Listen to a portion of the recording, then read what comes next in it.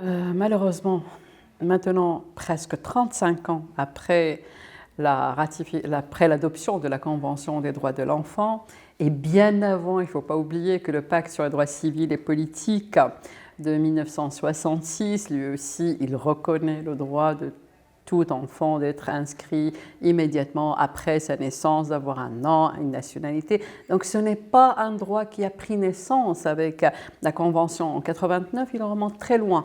Mais malheureusement, on constate encore des défis. Ça veut dire qu'on n'a pas encore les 100% d'enregistrement des enfants.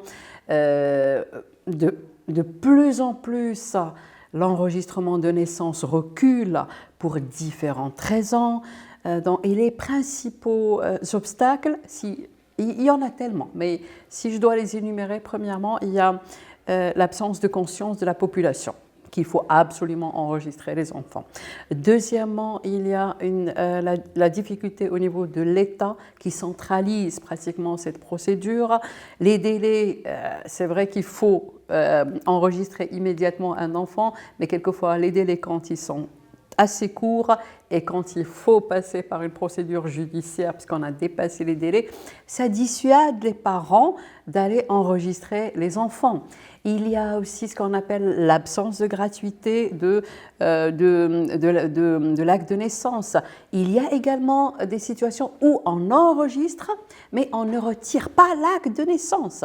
Et par voie de conséquence, ça revient au même.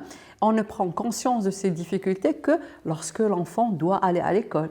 Ou dans certains pays, il peut aller à l'école sans problème. Mais quand il doit passer des examens, des certificats, arriver à un certain niveau, c'est là où on se rend compte qu'il n'a pas ce qu'il faut. Mais c'est la réticence des personnes concernées. Cette peur que quand je vais aller déclarer cet enfant, je risque d'être poursuivi au niveau pénal parce que jusqu'à présent, dans beaucoup de pays, les relations hors mariage sont incriminées, il y a des risques de poursuite, il y a des barrières sociales, il y a la honte, il y a énormément de facteurs, mais ce qui a décuplé la situation. C'est pour ça qu'au sein du comité, on est assez inquiet parce qu'au lieu d'aller de l'avant, comme j'ai dit, tant d'années où l'enregistrement des naissances doit couler de source, on constate qu'il y a beaucoup de défis, et surtout avec le nombre de migrants, les enfants migrants non accompagnés, les personnes déplacées, la recrudescence des conflits. Donc, chaque jour, on constate un déplacement pas possible des populations, des situations de conflits armés, des situations d'instabilité politique.